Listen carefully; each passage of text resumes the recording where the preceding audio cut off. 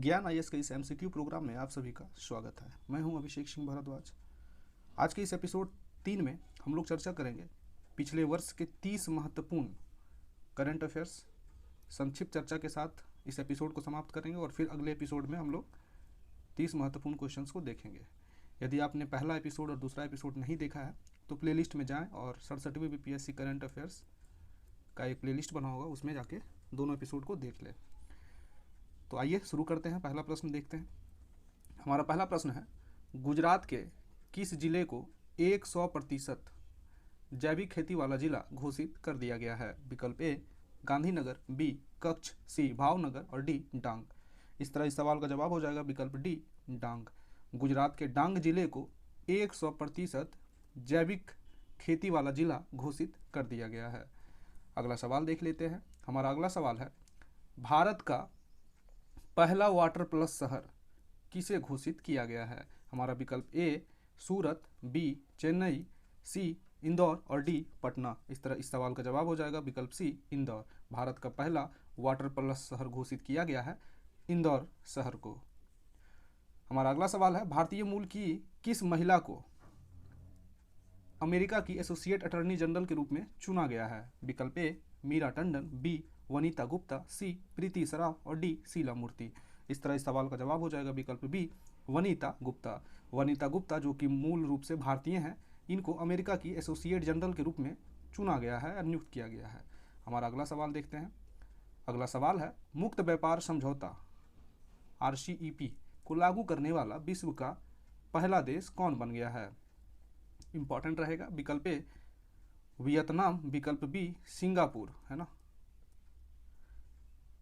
विकल्प सी थाईलैंड और विकल्प डी मलेशिया। इस तरह इस सवाल का जवाब हो जाएगा विकल्प बी सिंगापुर। सिंगापुर देश मुक्त व्यापार समझौता यानी RCEP, आप सभी लोग कमेंट करके बताएं इसका फुल फॉर्म, को लागू करने वाला विश्व का पहला देश बन गया है।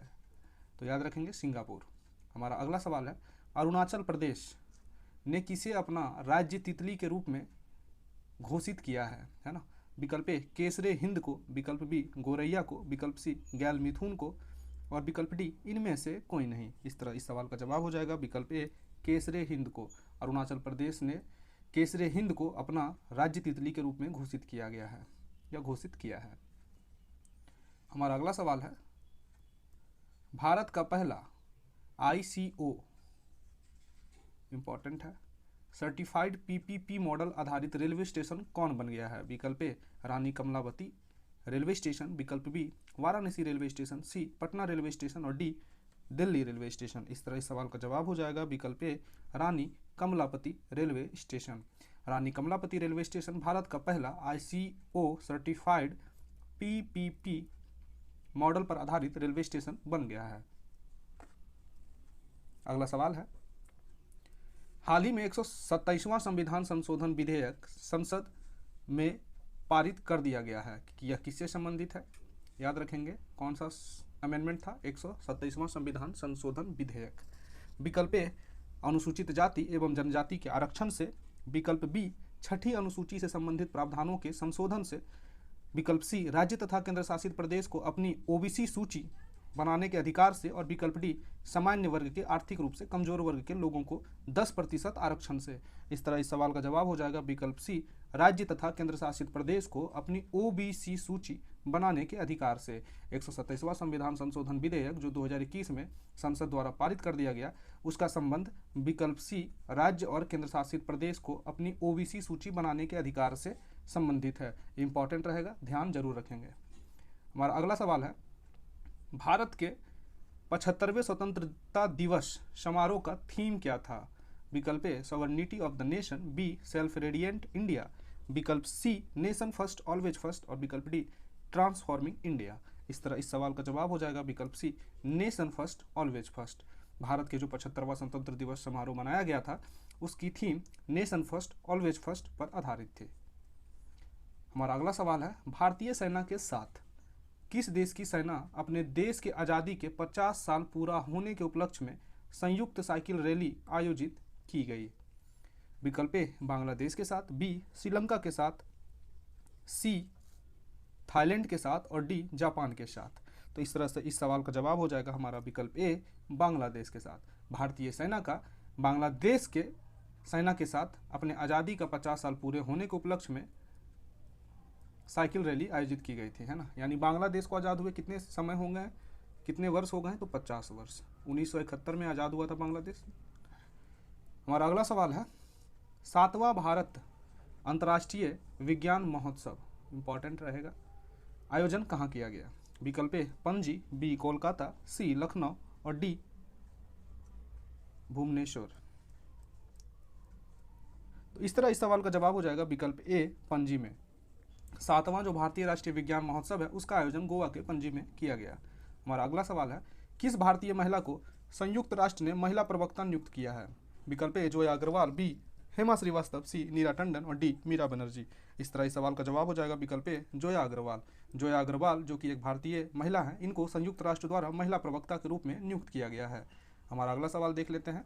हमारा अगला सवाल है भारत का पहला स्वदेश निर्मित विमान वाहक पोत का परीक्षण हाल ही में किया गया जिसका नाम है? विकल्प ए विक्रम, बी विक्रांत, सी नागा और डी अर्जुन।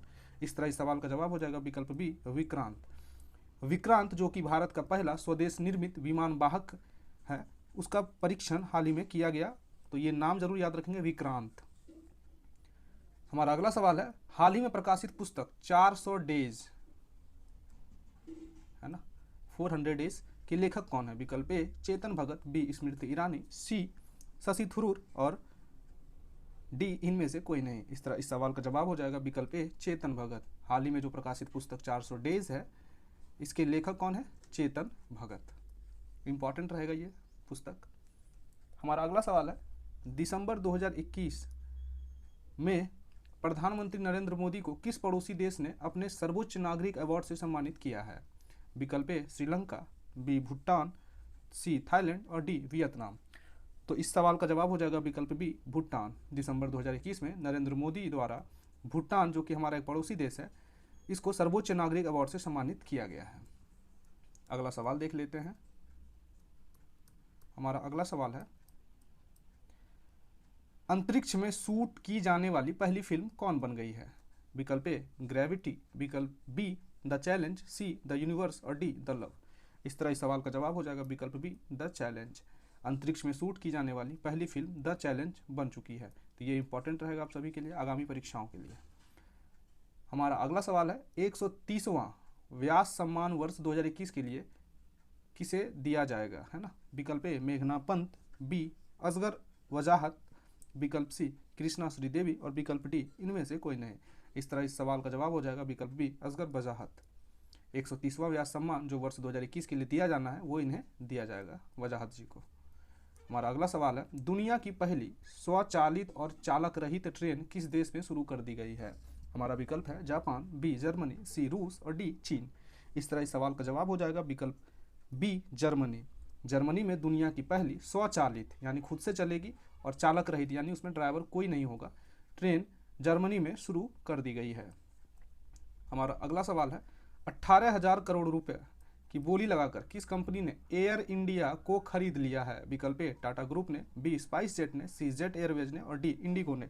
इस तरह इस सवाल का जवाब हो जाएगा विकल्प बी, ए टाटा ग्रुप ने, है ना। तो टाटा ग्रुप ने 18,000 करोड़ रुपए की बोली लगाकर कंपनी जो एयर इंडिया है इसको खरीद लिया है। तो इस तरह इस सवाल का जवाब हो जाएगा टाटा ग्रुप। इंपॉर्टेंट है और ये समाचार की सुर्खियों में रहा भी था, है ना। हमारा अगला सवाल है टाइम मैगजीन द्वारा किसे 2021 के लिए पर्सन ऑफ द ईयर चुना गया? विकल्प ए जेफ बेजोस, विकल्प बी एलन मस्क, बिल सी अमित शाह और डी निर्मला सीतारमन। इस तरह इस सवाल का जवाब हो जाएगा विकल्प बी, एलन मस्क। टाइम मैगजीन द्वारा एलन मस्क को 2021 के लिए पर्सन ऑफ द ईयर चुना गया है। हमारा अगला सवाल है हाल ही में घोषित किए गए ज्ञानपीठ पुरस्कार के संबंध में कौन सा कथन सत्य है? कथन 1 वर्ष 2020 का 56वां ज्ञानपीठ पुरस्कार नीलमणि फुकन जूनियर को असमिया भाषा के लिए दिया गया। कथन 2 वर्ष 2021 का 57वां ज्ञानपीठ पुरस्कार दामोदर मौजे को कोंकणी भाषा के लिए दिया गया है। विकल्प हमारा है केवल कथन 1 सत्य है, बी केवल कथन 2 सत्य है, सी दोनों कथन ही सत्य है और डी दोनों कथन ही गलत है। आपको बताना है कि इसमें से कौन सा कथन सत्य है। तो इस तरह इस सवाल का जवाब हो जाएगा विकल्प सी, दोनों ही कथन सत्य है। कथन देख लेते हैं। कथन 1 कह रहा है कि वर्ष 2020 का 56वां ज्ञानपीठ पुरस्कार नीलमणि फुकन जूनियर को असमिया भाषा के लिए दिया गया, बिल्कुल सही।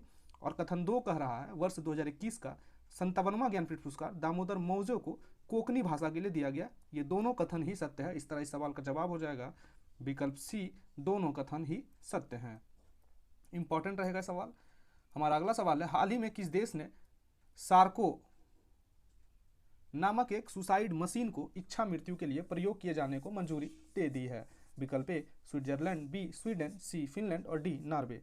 इस तरह इस सवाल का जवाब हो जाएगा विकल्प ए स्विट्जरलैंड।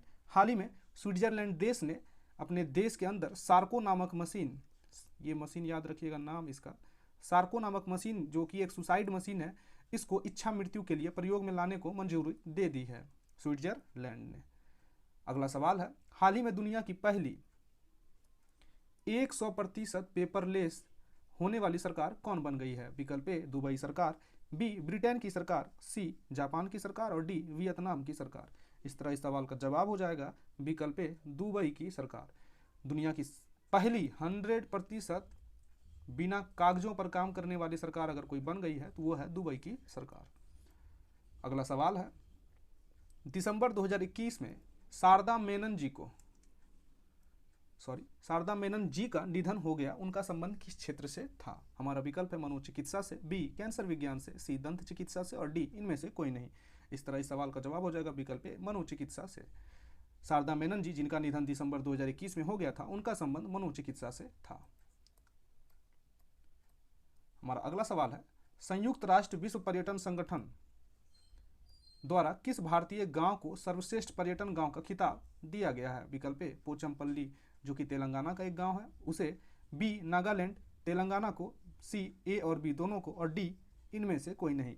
तो इस तरह इस सवाल का जवाब हो जाएगा विकल्प ए पोचमपल्ली जो कि तेलंगाना का एक गांव है। संयुक्त राष्ट्र विश्व पर्यटन संगठन द्वारा पोचमपल्ली तेलंगाना को भारतीय गांव में सर्वश्रेष्ठ गांव का खिताब का दर्जा दिया गया है।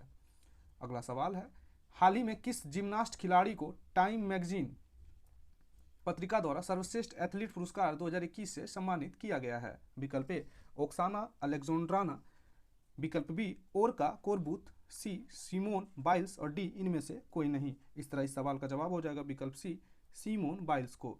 हाल ही में एक जिम्नास्ट खिलाड़ी जिनका नाम है सिमोन बाइल्स को टाइम पत्रिका द्वारा सर्वश्रेष्ठ एथलीट पुरस्कार 2021 से सम्मानित किया गया है। अगला सवाल देख लेते हैं। अगला सवाल है, वैश्विक स्वास्थ्य सुरक्षा सूचकांक 2021 के संबंध में कौन सा कथन सत्य है? कथन 1, इस सूचकांक में यूएसए को यानी अमेरिका को प्रथम स्थान प्राप्त हुआ है। कथन 2, इस सूचकांक में भारत का स्थान 66वां है। इस तरह विकल्प हमारा है केवल कथन 1 सत्य है, विकल्प बी केवल कथन 2 सत्य है, सी कथन 1 और 2 दोनों सत्य है और डी इनमें से कोई नहीं। इस सवाल का जवाब हो जाएगा विकल्प सी कथन 1 और 2 दोनों सत्य है। कथन क्या है, इस सूचकांक में यूएसए को प्रथम स्थान प्राप्त हुआ है। किस सूचकांक में? वैश्विक स्वास्थ्य सुरक्षा सूचकांक में, ये सही है। और दूसरा जो कथन है कि भारत का स्थान इस सूचकांक में कितना है 66वां, ये भी कथन सत्य है। इस तरह से ये दोनों कथन ही सत्य हैं, इंपॉर्टेंट रहेगा। हमारा अगला सवाल है, भारत की सबसे ऊंची लहर प्यूरीफायर टावर का निर्माण कहाँ किया गया है? विकल्प ए नई दिल्ली में, बी चंडीगढ़ में, सी सूरत में और डी लखनऊ में। इस तरह इस सवाल का जवाब हो जाएगा विकल्प बी चंडीगढ़ में। भारत की सबसे ऊंची लहर प्यूरीफायर टावर का निर्माण चंडीगढ़ में किया गया है। अगला सवाल देख लेते हैं। हमारा अगला सवाल है, यूएस ओपन 2021 की महिला एकल का खिताब किन्होंने जीता है? विकल्प ए एमा रादुकानु, बी एस्ले बार्टी, सी सिमोना हालेप और डी इनमें से कोई नहीं। इस तरह इस सवाल का जवाब हो जाएगा विकल्प ए एमा रादुकानु। यूएस ओपन 2021 की बात हो रही है ना, का खिताब किसने जीता है महिला में? एमा रादुकानु ने। इंपॉर्टेंट है। सेकेंड लास्ट क्वेश्चन है, वर्ष 2021 के लिए शांति का नोबेल पुरस्कार किन्हें प्रदान किया गया है? हमारा विकल्प है मारिया रेसा, बी दमित्री मुराटोव, सी इन दोनों को और डी इनमें से कोई नहीं। इस सवाल का जवाब हो जाएगा विकल्प सी मारिया रेसा और दमित्री मुराटोव यानी इन दोनों को ही वर्ष 2021 के लिए शांति का नोबेल पुरस्कार से सम्मानित किया गया है। आखिरी सवाल इस एपिसोड का, हाल ही में भारत सरकार ने किस कंपनी को 11वें महारत्न कंपनी का दर्जा दे दिया है? इंपॉर्टेंट सवाल है। विकल्प ए HPCL, बी PGCL, सी PFC और डी HFC।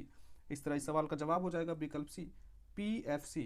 अभी तक भारत में केवल 10 ही कंपनी ऐसी थी जिनको महारत्न होने का दर्जा प्राप्त था। एक कंपनी और बढ़ गई है जिनका नाम है PFC, इनको भी महारत्न कंपनी का दर्जा दे दिया गया, इसलिए बहुत ही महत्वपूर्ण हो जाएंगे आपके आगामी परीक्षाओं के लिए। तो दोस्तों इस तरह से एपिसोड तीसरा पूरा हुआ। अगले एपिसोड में फिर हम लोग मिलते हैं 30 महत्वपूर्ण क्वेश्चन के साथ। तो ज्ञान IAS के साथ बने रहिए। अच्छा लगा हो तो लाइक शेयर कमेंट जरूर कर दीजिएगा। पढ़ते रहिए, मस्त रहिए।